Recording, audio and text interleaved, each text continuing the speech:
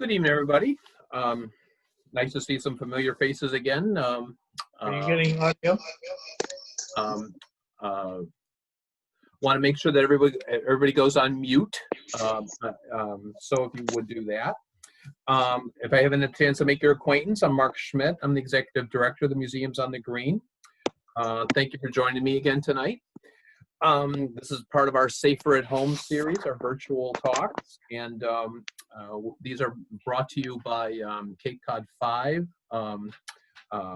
as well as First Citizens Federal Credit Union and Martha's Vineyard Savings. I want to thank them for making these possible. I also want to thank Eight Cousins Bookseller for having books available. Please note that our programs are recorded, so please make a note of that. If you have a question for the author, at the bottom of your screen you'll notice there's a chat feature. So please type your questions in. At the end of the talk, we'll ask the questions. If you're not currently a member of the Museums on the Green, we'd love to have you. You can go on to our website, museumsonthegreen.org, and join. And it gives me great pleasure to introduce someone who I'm thrilled is a fellow Illinoisan, and he clearly came east and made good, unlike other Illinois people you may know. David Priess has a resume that I just am dazzled by. He's worked in the CIA, he's worked in the State Department, been a commentator on CNN, MSNBC, Fox, NPR, BBC programs. He's currently a visiting fellow at George Mason. As mentioned before, he went to Illinois Wesleyan. His first book was called The President's Book of Secrets, and this is the book that he had me at hello, just by the title. I was fascinated by it. It was like, how to get rid of a president. And so without further ado, would you welcome our speaker tonight, David Priess.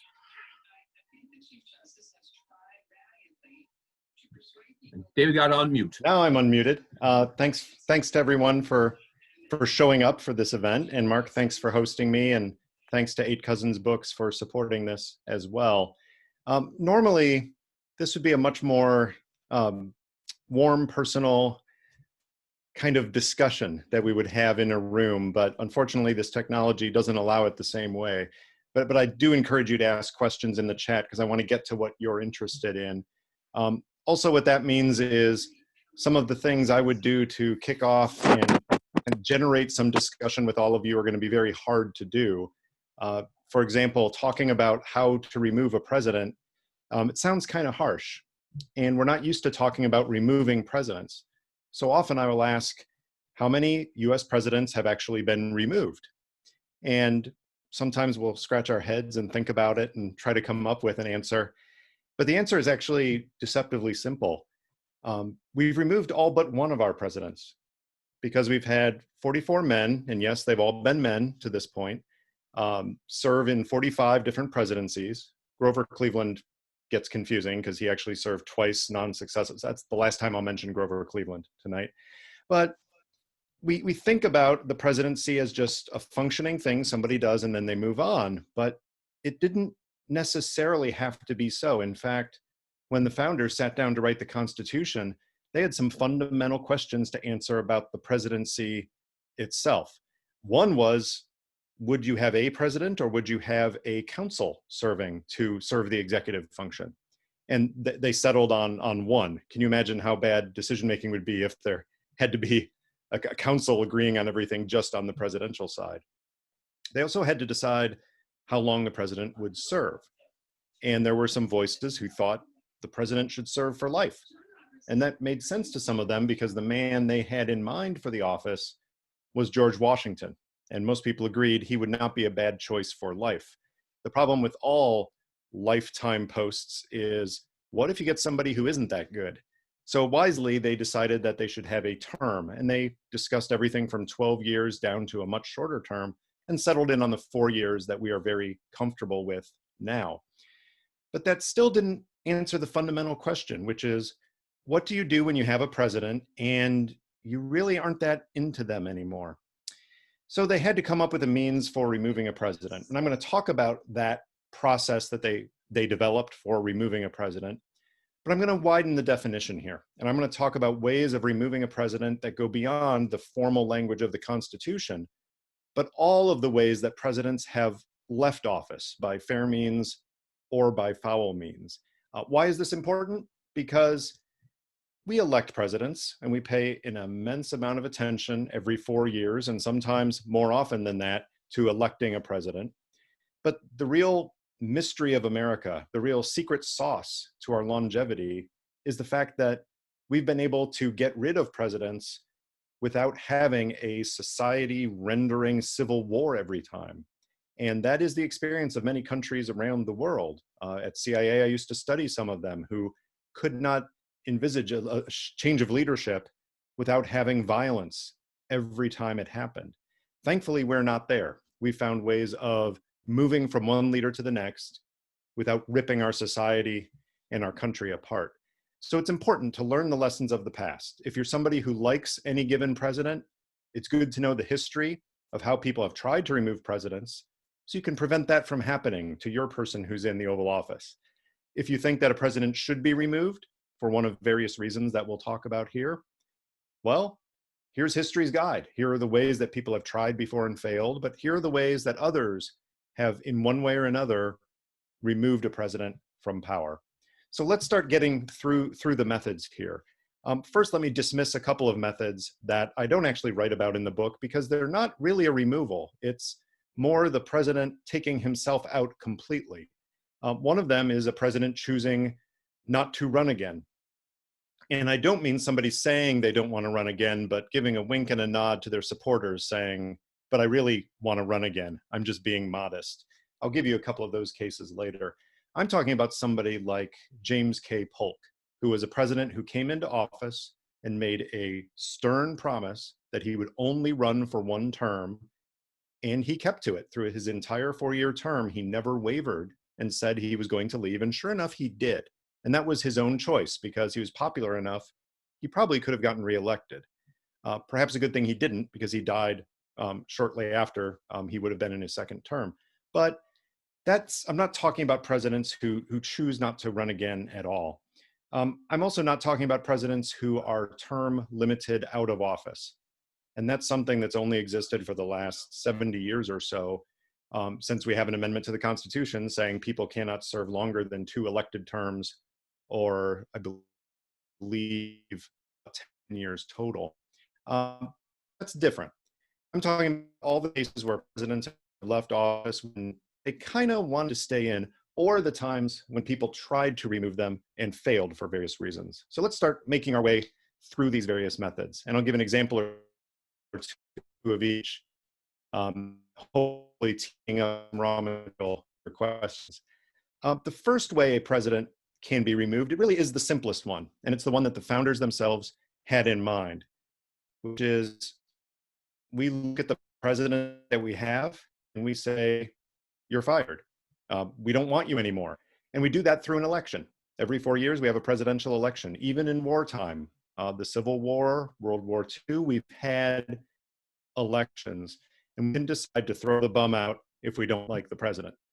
This has happened 10 times in our nation's history, where we've had presidents who wanted a second term, who were on the ticket of their party to be president again, and the voters said, no, thank you. We'll take the other one.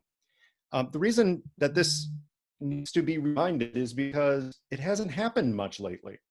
We have had a historical rarity of 3 successive 2-term presidents. Barack Obama, before him, George W. Bush, before him, Bill Clinton. This is only the second time in history that this has happened. The other being right at the beginning of the Republic, when you had, of course, George Washington and John Adams, but right after that, you had Thomas Jefferson, James Madison, and James Monroe all serving 2 full terms.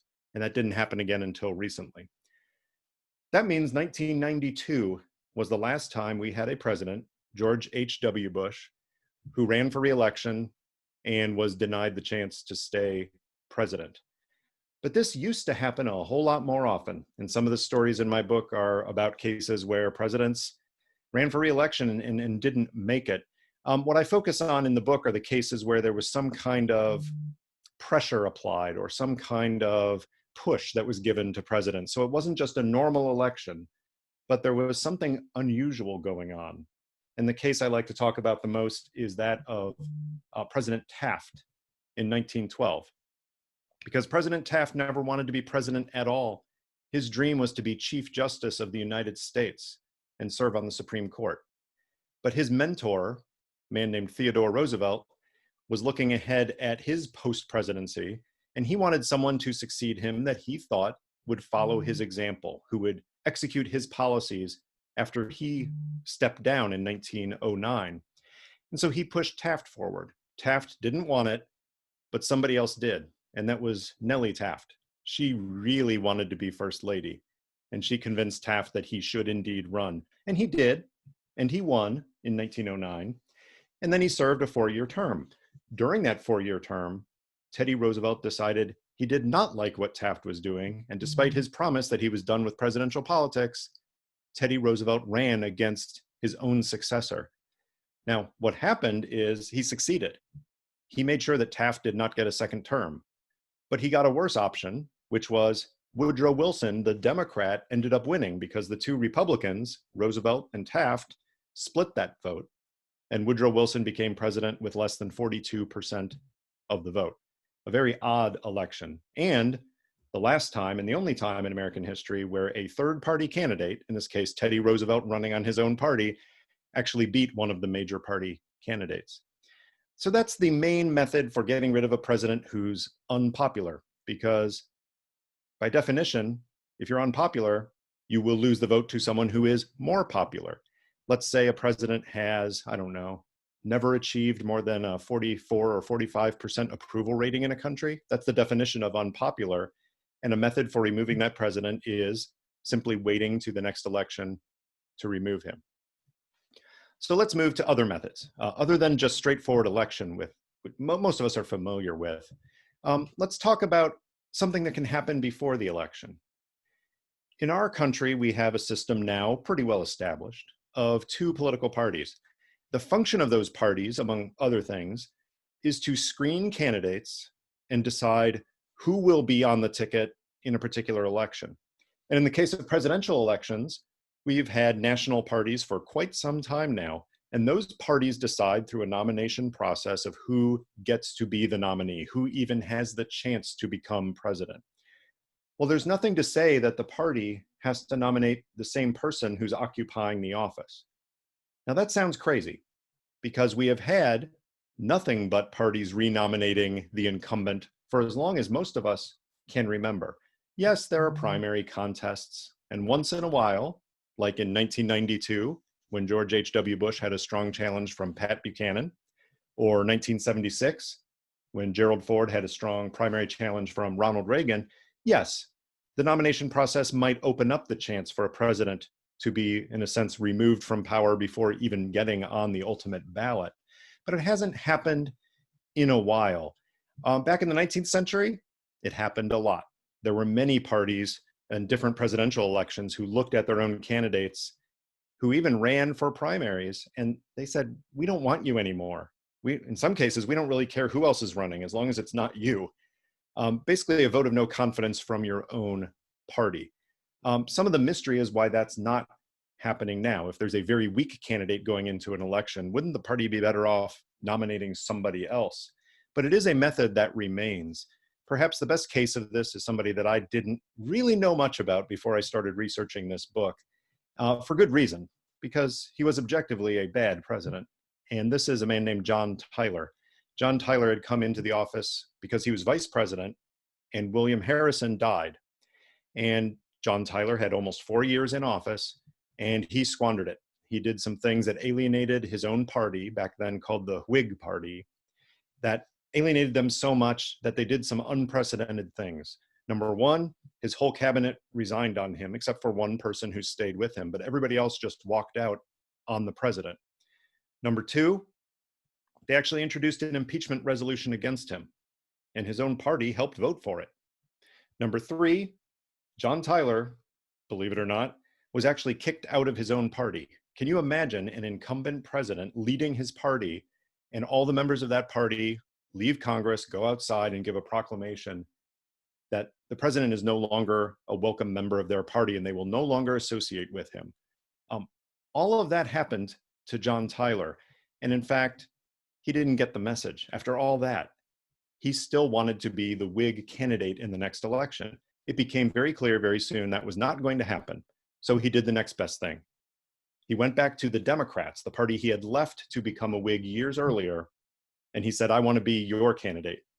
Now, nobody likes a traitor, and that's how he was perceived among the Democrats. So they said no. John Tyler still didn't get the message. He actually held a convention for himself in Baltimore. Very few people showed up, and eventually it was clear that he was not going to win the election. But that is a way of getting rid of a president, is using the party system itself to screen the candidate out before they get to the election. Now, that's still the election season, but some people might say, why wait to remove a president? Why wait to undermine them until the election season? So a new method of getting rid of a president is actually to leave the president in place, but to so weaken him in office that he is effectively removed. That is, he doesn't have the full powers of the presidency. This can be done by opponents, or this can be done by the president's own subordinates. And we have cases in history of both of those methods working. The idea here is that somebody is so unpopular or the policies are so ruinous that people around the president decide, we can't do some of those other things to get rid of a president, but we need to make sure that they are not executing their full plan because it's not very good. In the case of opponents, this goes back to the beginning of our country. James Madison, who was in the Congress at the time, was actually trying to get some papers from George Washington about some treaty negotiations, which was seen as weakening the presidency. And Alexander Hamilton helped George Washington send a response back saying, I'm not going to turn that over to you. If you think that's improper, go ahead and begin impeachment proceedings. And of course, the Congress stood back. No, the revered leader of our country, General Washington, we're not going to impeach him. So that pretty much put that to rest. But it was an attempt to rein in the presidency even very early in its history.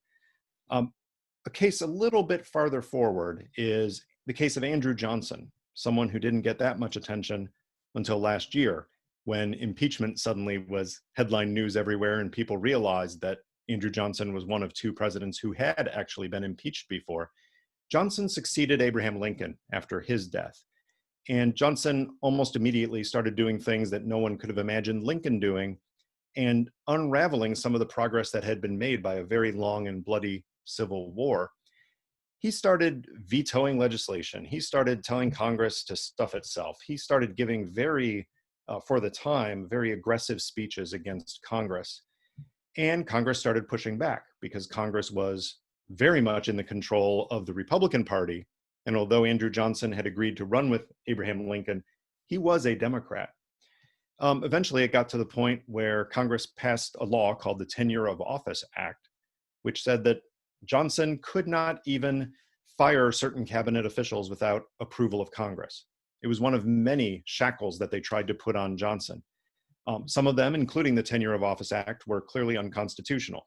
And many years later, that act was ruled unconstitutional, but not before Johnson violated it by firing a cabinet official that he was not allowed to do, giving Congress the excuse to impeach him. And they did, essentially indicting him for high crimes and misdemeanors. Now, you all know Andrew Johnson was not removed from office after his impeachment, but he was chastised. He, at least, took impeachment as a stern rebuke. And I'm not going to tell you that Andrew Johnson was ever a good president, but he was a less bad president after his acquittal from impeachment charges in the Senate. Still didn't come close to winning re-election. He didn't even make it to the convention in terms of getting the nomination to go forward. But clearly something in the pattern of undermining him, of making sure he couldn't do everything he wanted, worked. And it restricted his powers much more so than Lincoln had been restricted. Now, I mentioned that it's not just opponents who do this. Sometimes the president's own subordinates restrict the president's actions. And I'm not talking about the so-called deep state, whatever that is. There's not some secret cabal of lifelong bureaucrats who are undermining the president.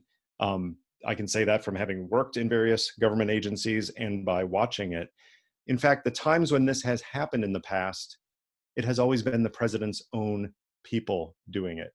One good example, one of the closest president and advisor relationships in modern history, Richard Nixon. He had Henry Kissinger as his right-hand man for national security affairs. And yet there were times, documented very well in the record, when Henry Kissinger simply did things that Nixon had told him not to do, or didn't do things that Nixon had ordered him to do. The most blatant case that came out in my research was when there was a conflict in the Middle East in October of 1973. And Richard Nixon was down in Florida. Watergate was really heating up, and Richard Nixon was not doing well with it. Most research suggests he was starting to drink heavily. He was definitely depressed. And the problem is there's a war going on in the Middle East. And a nasty letter came in from the Soviet leader that demanded some kind of response from the US government. Henry Kissinger, sitting in Washington, gathered a meeting together of top officials, crafted a response to the Soviet leader and sent it in Richard Nixon's name. But he never consulted Richard Nixon about it. He told him about it later. Brent Scowcroft, Kissinger's deputy, later said that he thought Nixon was drunk at the time and probably should not have been consulted anyway. But when you think about it, we didn't elect Henry Kissinger. We elected the president. And when somebody assumes the powers of the presidency upon themselves, they are essentially usurping the will of the voters to a certain level. More recent cases of this are coming out in this very administration. You may recall the stunning op-ed that came out in the New York Times a couple of years ago by someone who was anonymous, claiming to be a senior official in the government who had access to President Trump's meetings, saying that there is a resistance among us high-level officials and we're not letting anything really bad happen here, so don't worry. Similarly, there have been stories that have come out in some of the books about this administration that several advisors have, in a sense, removed the president's ability to take action. In one case, a senior advisor took a paper off the president's desk that he was about to sign to abrogate a free trade agreement with South Korea, hoping that the president wouldn't notice and therefore execute what he thought was a bad policy. Apparently it worked. The president forgot about it, at least for a time. But again, think about it. This is an advisor who has been told by the president, I want to do this, and then undermines the president's authority to do that. Now, you may agree with me that if there ever were a scenario where the president of the United States, who has the authority to launch nuclear weapons, if the president of the United States, with no national security justification at all, decided he wanted to launch thousands of nuclear weapons all across Europe, just for fun, I think you'd agree with me that if a senior advisor literally physically put himself between the president and those nuclear codes to prevent that and prevent the senseless murder of tens to hundreds of millions of people, we'd probably say, good job. We're glad you did that. Even though you're violating an order of the president, in that case, that's the right thing to do. But there's a far cry between preventing the murder of hundreds of millions of people and substituting your judgment for the president's on abrogating a free trade agreement. Where that line is a really tough ethical issue, but there are many cases in history of a president being, if not removed, at least somewhat removed from the powers of the presidency by people deciding, I know better than the president what he should be doing. Let's move to a couple of more diabolical methods, a couple of ways that are definitely experiences we've had in our history, but things that are a little uncomfortable for us to think about. One way is, imagine a scenario where there is a person so eminently qualified to be president, somebody who has a great resume for the job, maybe has a lot of personal charisma, definitely has the political connections. They are almost certain to become president. Well, it's pretty hard to remove them once they're in office. So how about you preemptively remove them? You can prevent someone from becoming president in the first place in a diabolical scheme. This has actually happened. There have been several presidents who looked like they were going to win, and then through some dirty tricks, they actually didn't get into office. The case I talk about the most in the book is the case of Henry Clay, someone whose name should be much more familiar to Americans than some of our lackluster presidents, because Henry Clay had a stellar resume. He had done just about everything in the US government. And then he ran for president, and he ran again, and he ran again, and he never quite made it, mostly because he had the ire of Andrew Jackson, a populist candidate, the first celebrity president, if you will, with very little governing experience, who just clashed with Clay so much, but also from his own partisans. Some people saw Clay as so powerful and so well connected, if he got to the presidency, their ambitions would be stifled. So people undermined Clay left and right in these presidential elections, such that he is the best president we never had. Now, you can go a step beyond preemptive removal, and you can actually do something that is violent removal. This is a method that is horrific, and yet it has happened in our history. 4 presidents have left office because somebody killed them. Assassination is not a good way to remove a president. And I'll just leave that as a blanket statement. Why is it that one person should have the right to overrule 300 plus million Americans to say not only should this person not be president, but this person should not be alive? It is foreign to our system. And the whole reason we have a constitution and we have all these other political means is to prevent the case of an assassination. And I think history bears out that assassins aren't seen as heroes in this country. The assassins, people who killed presidents, even those that weren't the ultimately popular president, they're not revered. They're not statues recognizing their greatness. These are people whose names have gone down in history in infamy. So we're best not going there again. One other thing I talk about in the book along these lines is not quite assassination, but what if you oppose a president and you think, what if death can remove him from office, but we don't help it along? We just want the president to die. That sounds weird, but it actually was the only way that Republicans could remove Franklin Delano Roosevelt from office. He ran for 2 terms, and then the Washington precedent, whereby presidents stepped down after 2 terms, fell apart because FDR ran again and won. And then he ran again and won. And it was only a few months after that election, and about a month after he was inaugurated, that Roosevelt died and finally gave Republicans a light at the end of the tunnel, seeing they might be able to defeat this larger than life figure. Now, this isn't really a policy. You don't find some way for the president to die in office without it becoming assassination. But it's wishful thinking.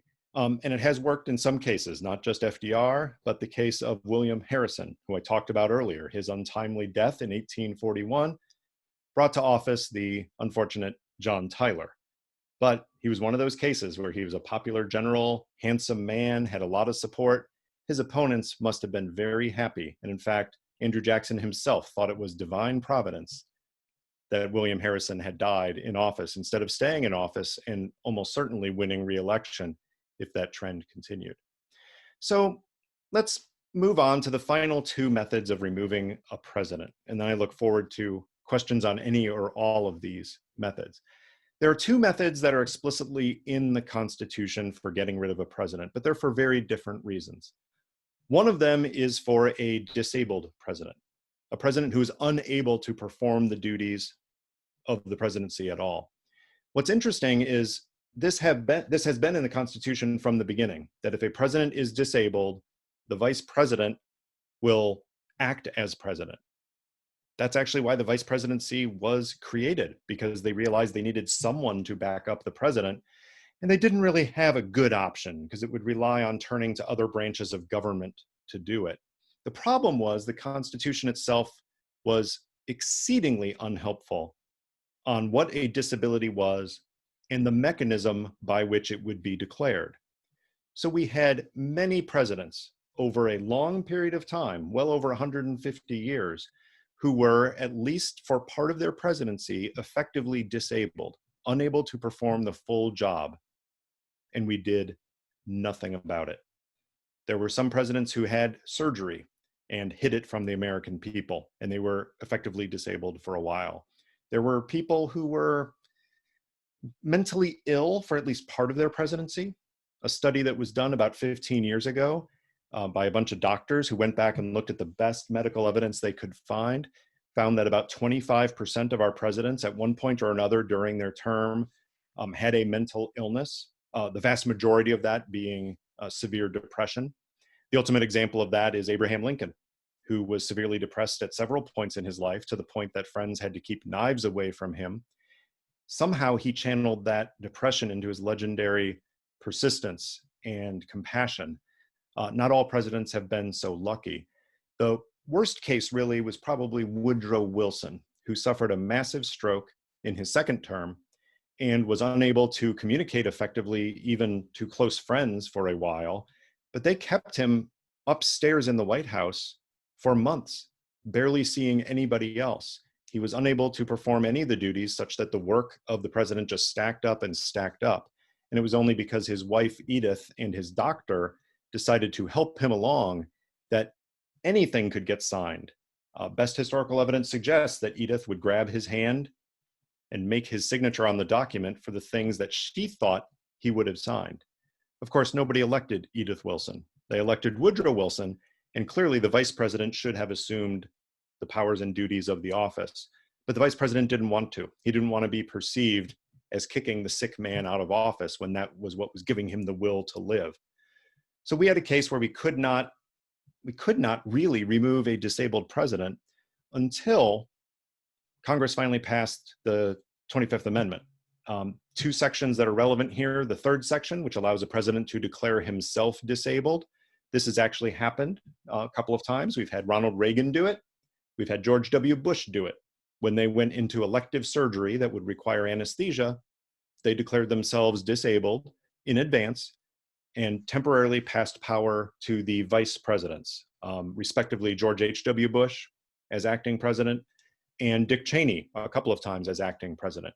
What Cheney did about it, I put in the book, funny story. Cheney, when he was acting president, decided that he didn't decide to invade a country or something like that. No, he sat down with the nice letterhead that said the White House on it, and he wrote a letter to his grandkids saying, I'm writing this to you as acting president, just a memento for them to remember his acting presidency for a few hours at a time. That's section 3, where the president declares himself unable. Section 4 is the tricky one. That's the one where a president can be declared unable by others. It requires the vice president, along with a majority of the cabinet or some other body that Congress can designate, but right now it's the cabinet, to decide that the president is unable to perform the duties of the office. If they do, they notify the Congress, and the vice president is acting president at that point. Now, what happens if the president disagrees? Well, they thought about that, and they put into Section 4 a mechanism by which the president could report to Congress, I'm actually okay here, and then it begins this cycle, whereas the vice president can again vote and disagree, and most scholars agree would remain acting president while they decide. Congress can override that.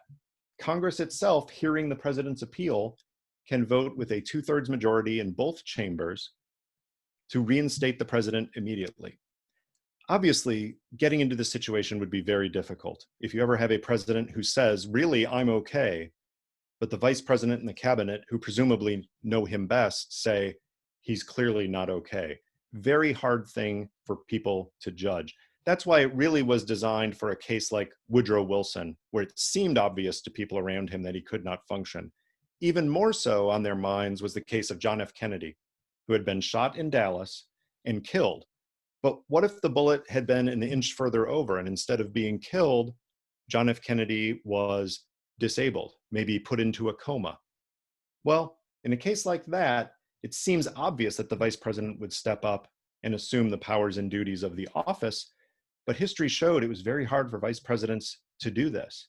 So the 25th Amendment made it possible for that to happen. Lyndon Johnson could have stepped up, invoked the 25th Amendment, Section 4, assumed the duties of the office, and then if Kennedy did wake up out of the coma, the president could then come back into his powers. So they passed it. Obviously, Section 4 has not been used yet, despite some novels and TV shows that talk about this method a lot. It has not been used, and frankly, it's unlikely to be, as I'll talk about in a moment as I close. The final method of removing a president is the one that we have heard the most about recently because the attempt was made. The president was impeached. The impeachment clause is relatively simple compared to some other systems around the world, but the idea is this: the House of Representatives, by a majority vote, can impeach or indict the president on certain charges, and then the Senate essentially rules on whether to convict the president and then remove the president based on those charges. 3 impeached presidents, Andrew Johnson, Bill Clinton, and Donald Trump.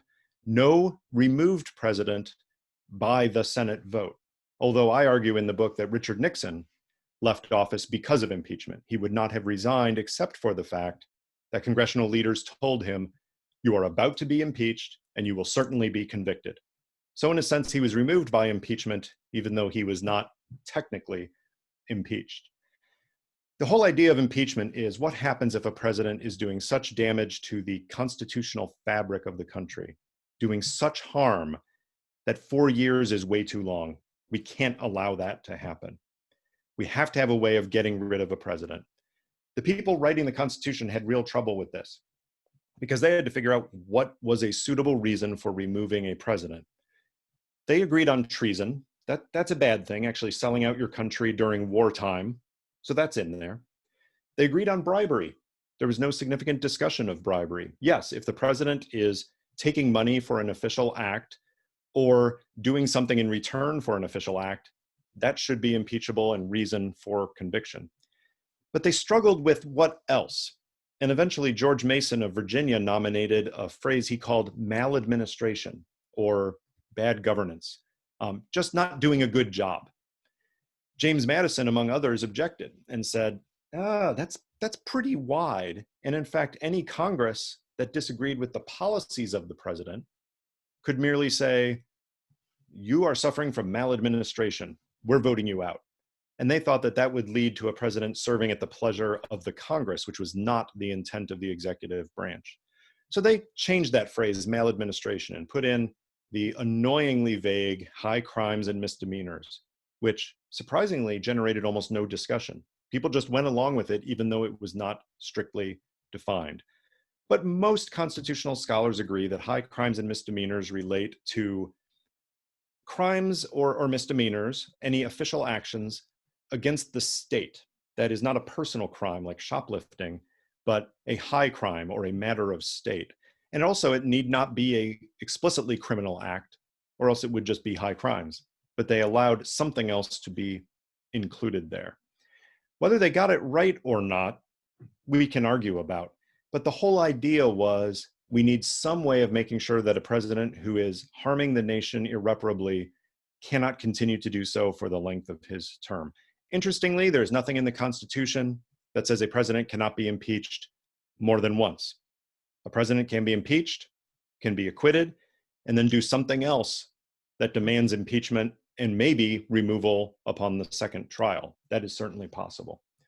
So these are all the methods of removing a president that I looked at. Some of them formal removal, like impeachment and removal. Some of them much more subtle and political, like undermining the president and reducing his ability to exercise his authority. The final questions I'll leave you with have to do with when to use each method. If you have an unpopular president, meaning a president who otherwise appears mostly able to do the job and doesn't appear to be irreparably harming the United States, but is just doing things that most people don't like, the dominant method is the next election. You vote the bum out. That's what our system is set up to do. Alternatively, you can also do some things to undermine that president in office so those bad policies don't get enacted, but those do get slippery. If instead you have an unable president, the main method is the 25th Amendment, Section 4. And there's been a lot of talk about that recently, but frankly, it's really hard to imagine a president short of being in a coma being kicked out, at least temporarily, by use of the disability clause. There might be an exception here. I don't know, maybe this is something we can discuss afterward, but if I picture a president who says, for example, right now we don't have a Secretary of Homeland Security. The president just hasn't named one, so a series of acting officials have been in the job. If the president goes on television right now and announces to the world in the White House garden, I have a new nominee for the Secretary of Homeland Security, and it's this pigeon on the White House lawn. And people say, you're joking. And he's like, no, I'm not. I'm serious. This pigeon is the next Secretary of Homeland Security. That might make some people wonder if the president has lost his ability to think rationally. So it might not take a coma to get to a removal of the president for disability, but it would take something very dramatic and extreme, something other than people wondering, is the president completely healthy or not? We've had plenty of unhealthy presidents, some of which did quite a good job during their periods of bad health. So finally, we get to the unfit president. What happens if you have a president, whether popular or not, whether suffering from a disability or not, but somebody who just can't do the job the way it was intended? This is what impeachment is for. But impeachment and removal do require a Congress that has first on their minds the Constitution and the safety of the country itself, something that the founders didn't really question. They were more worried about the Congress impeaching and removing too much. And that's why they put conditions on it for treason, bribery, and high crimes and misdemeanors. They didn't envisage a situation in which Congress, perhaps because they didn't have political parties at the time, when Congress would be at least one branch of it in the same political party as the president, and therefore something that which might otherwise be seen as grounds for removal would be voted down. In this case, it gets really tricky and it bounces to the next election. The remedy for an impeachment gone wrong, if you think that has happened, is the next election, because that is when the voters decide and the whole system is set up for the president to leave at that point. So let me close with this, and then Mark, turn it over to you to curate some questions as you see fit.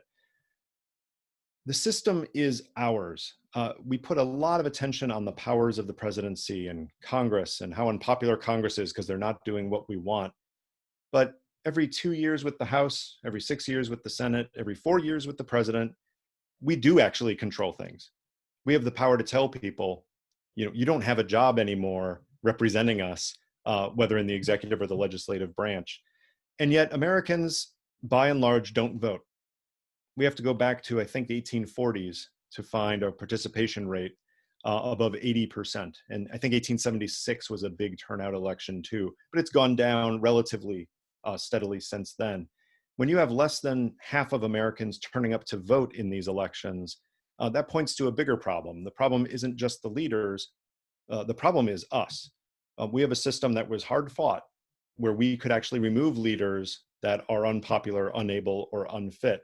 And we do that very system a disservice if we don't play our part in it when election time comes. So with that, I'll pause and see what questions you have, and hopefully we'll get some good discussion going. Thank you very much. I'm now worried that I'm going to turn on the 10 o'clock news and there's going to be a pigeon being named to the cabinet. But you made mention about Wilson and FDR, and those are probably the two most notable examples of certainly recent times of essentially invalids. That people that were disabled. Understanding that the VP, Wilson's VP, didn't want the job, and understanding that Truman was terrified when FDR passed away. Was there ever a movement by the opposition party, in this case both the Republican Party, to say that Wilson, FDR, one's in a wheelchair, one's essentially in a coma, should we do something to remove them, or can we move that forward? Was there ever discussion about that? Yeah, what's funny is in both cases, the full truth was hidden from the American public.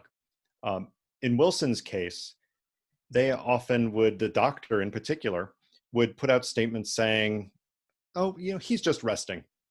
He's just suffering from a lot of stress. World War I had ended. He had traveled internationally for the first time as president over to Europe to try to get a peace agreement going. And they tried to sell the idea that Wilson hadn't suffered anything severe. The truth leaked out and people knew it. And sure enough, some of the political opponents said, this isn't right. We shouldn't have this. But there just wasn't that popular will to do it. They knew they wouldn't be able to sustain any motion to get rid of a president. Remember, there's no means by which Congress can remove a president for a disability. It doesn't exist. They actually would have to impeach him and remove him.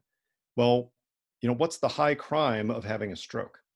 Or what's treason or bribery about a stroke? That's a hard thing to do. With FDR, it's a little trickier because there were clearly times where, even in his third term, when his thinking was not clear, physically he was deteriorating quite a bit, but even when his mind was not quite clear. But the research that I did showed there were, right up to the end, there were times when he was the same lucid old Franklin Roosevelt, such that sometimes people went in to see him and they could not believe how terrible he looked. Even Truman said this about one of the last times he saw him, how horrible the president looked based on his recollection of earlier meetings. But other people would go in and they would have a conversation where Roosevelt, as always, was pulling the levers behind the scenes about the Democratic Party and what to do in the future. So there was not a huge move to remove Roosevelt within the Republican Party because of the disability. There was a huge movement to try to win in the elections, and they just couldn't do it. Got a couple of questions here, so thank you. Question on the role of the Chief Justice of the Supreme Court, who presides over the impeachment trial in the Senate. How much of that duty is defined by Senate rules? How much is more tied to custom and sensitivity on separation of powers? Right. Thank you for the question. Almost nothing in the Chief Justice's role is defined. Senate rules do put some things on it, but more so than the Senate rules, custom, tradition. So you've had impeachment trials before of federal judges, for example, much more than presidents. And then now impeachment trials of 3 different presidents. Each of the Chief Justices treated it slightly differently. In the impeachment trial of Andrew Johnson, the Chief Justice of the Supreme Court was actually making some rulings about the admissibility of evidence and things like this. And mostly the Senate went along with it. In the impeachment trial of Bill Clinton, the Chief Justice, William Rehnquist, essentially did nothing. Yes, he called it to order and he swore in the senators, the same thing we saw the Chief Justice do in the most recent impeachment. But he was not making rulings. Maybe he was not making rulings because the senators, by a vote, can simply override any ruling. The court is the Senate. So the Chief Justice presides over it, but that's almost more of a sense of trying to give a multi-branch angle to the impeachment. But he has no defined powers in the Constitution to overrule anything. Some interesting constitutional questions do come up if, in fact, the Chief Justice makes a ruling, the Senate overrules him, and then there's some appeal made to the entire Supreme Court. But in a case like that, you have to think, well, if the Chief Justice already ruled on it, would the court go with him or against him? Those are more hypothetical and academic questions than real ones. The real issue comes from practice, and practice shows when it comes to a Senate trial of a president for removal, it is up to the Senate's majority to decide what to do. Okay. And just a reminder, if anybody's got a question, there's on the bottom of your screen, it says chat, just type it in there. Could you comment on the Dick Cheney, George W. Bush relationship, in which it was often said that Cheney acted as president? Yeah, there's a lot of misunderstanding about that. And I do have some direct knowledge of this because for my first book, both George W. Bush and Dick Cheney contributed to it, but I also interviewed almost everybody at the top level of national security in the administration. Plus, I also worked in the administration, not as a political appointee, but as a CIA officer, going to the White House to deliver briefings and delivering the president's daily brief to senior customers. So I had some ability to see what was going on and witness the interactions at the senior level. And Dick Cheney had strong opinions. Dick Cheney was not shy about those opinions. And George W. Bush, at the beginning of the administration, essentially deputized Dick Cheney to be a lead person on issues of intelligence and national security that he had a whole lot of experience with.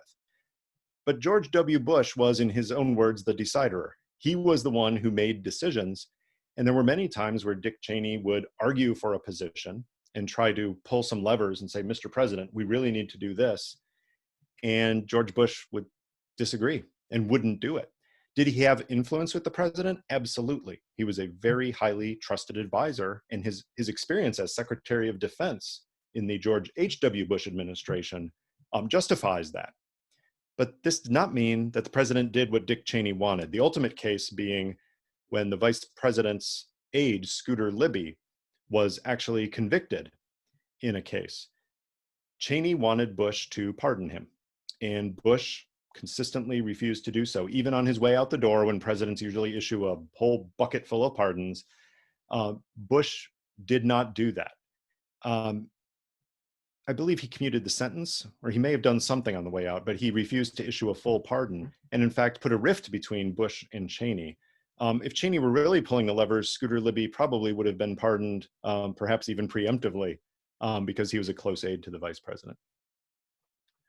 We have a couple questions that are essentially the same one. So I'm going to read them both, but it's basically the same question. What would happen if a president lost the election but refused to leave office? And the second part is, has there ever been an instance in which a sitting president resisted leaving office after losing an election? No. Yeah, this is the nightmare scenario, isn't it? This is something we've taken for granted in this country. And thankfully, we have had people of high character and some of not so high character, but read the winds anyway and decided when their time was done, it was time to go. A couple of things to point at in history, and then I'll give you my take on the current situation. In history, we've had some really close elections. We've had some presidents who have won the popular vote, but lost the presidency because of the Electoral College, a mechanism designed to mediate the popular vote that doesn't work now the way it was originally intended to. But it still can lead to those outcomes where you have a president who got more votes than somebody else, but somebody who got fewer votes than somebody else, but somehow still won the presidency. The ultimate case in history of an election that almost led to another civil war was one we've collectively forgotten about. In 1876, you had Republican Rutherford B. Hayes running against a Democrat, Samuel Tilden. And it was a very, very close election, so much so that it hinged on the final electoral votes of a few states. And all of those states sent in different ballots to the Electoral College and the vote that has to be counted in the Congress, such that you had Republican and Democratic branches of government in those states sending in what they said was the official vote tally from their state. Congress got it, didn't know what to do with it. They're just supposed to count the votes. They're not supposed to decide what is valid from which state. So they ended up creating a commission, and at the last minute, I mean, literally within days of the inauguration, they still didn't know who the president was. The key there was that the person who ultimately lost by one vote on this special commission was Samuel Tilden, the Democrat in this case. Tilden had people telling him, you are the president. You should get sworn in by some public official, and you should claim the presidency. And if need be, we will take to the streets. There were people crying blood for Tilden. He may have been right. Most historians agree Tilden probably won, if you can weed out a lot of the irregularities on both sides during that election. But he also made a very noble choice, which was, we have just ended a civil war, not more than 10 years earlier. I'm not going to start another one. The country is more important than my victory in this case. I would like to think that will govern all presidencies in the future. If somebody loses an election, even a very close one, the Al Gore model is useful from more recent history. In the year 2000, Al Gore thought he won the election. He thought that the recount would show that he won Florida. Ultimately, it did not, but he thought it would. But the Supreme Court basically put a halt to it and said, no, the election is over. Al Gore said, okay, I've lost, when he could have tried other means. That's what I hope for, because if it gets to a point where a president doesn't leave office, then you have to rely on other officers of the US government who have taken an oath to protect and defend the Constitution of the United States, realizing the constitutional order says somebody else is now president, and we have to forcibly remove the president physically from the White House. I hope we never get to that point. You're currently a fellow at George Mason. You've taught at Duke. As an educator, what do you think is the state of education in terms of civics? Are our students learning civics properly? And incorporating a question that's also typed in, is it, you mentioned about Americans don't really vote. Is it too easy to vote, too hard to vote? To take those You know, are we learning enough about civics, and is it is it too easy or too hard to vote? Yeah, I'll give short answers to each of these. I think we all could learn more about our country and why it's unique and special. We tend to forget that because we live in it, and we don't realize how our system of government was an experiment. It was invented by some very wise men, it turns out, because it's lasted. We found a way to not just survive, but thrive as a country, despite working our way through this new way of government that's now become the model of the world. That's remarkable. And honestly, most of us don't know that full history. That's part of the reason I wrote this book, was to actually learn that history, because I knew the modern presidents well. I couldn't tell you what John Tyler did or didn't do, but we've learned lessons as a country from each of those experiences. So yes, more civics about the way government works, about the way it's supposed to work, about the foundations of our government would be good for all of us. I think I'll leave that one there. That one's easy. Your second question again? Is it too easy or too hard Yeah. to vote? I mean, Yep. Yeah. Both. It's too easy to vote in that some people who literally could go to a polling place on election day choose not to. That's not because it's hard to vote. For many people, it's a choice. Is whether it's disillusionment with the system, whether it's because the belief my vote doesn't matter. Tell that to the Virginia legislator who lost election because it was literally a tie and they had to come up with a game of chance to determine who the legislator was. One vote mattered in that case. It is easy to vote and people choose not to. For other people, it is very hard to vote. There are some barriers put up to voting in various ways in different localities and different states that make it actually hard for US citizens to vote. That should never happen. Every political party in the United States should want every citizen to vote, because you get a greater mandate when they do, and you are able to enact your policies knowing that you won fairly and squarely. All right. I want to thank you very much for being with us tonight. This has been fascinating. I love this. Thank you all for joining us. Good luck with this book. I'm glad to see somebody from Illinois is doing well on the East Coast. Yeah. And I want to thank everyone for joining us tonight. Stay safe, everybody. We've got a couple talks next week as well. David, thank you very much. Good luck with this. Well, thank you very much. And let me remind everyone, 8 Cousins Books there in town is the place to go. If not for this book, buy some book from 8 Cousins Book tonight, because we need to support our local bookstores more than almost any other industry right now in terms of staying alive during the pandemic. Well said. All right. Thank you, everybody. We'll see you next week.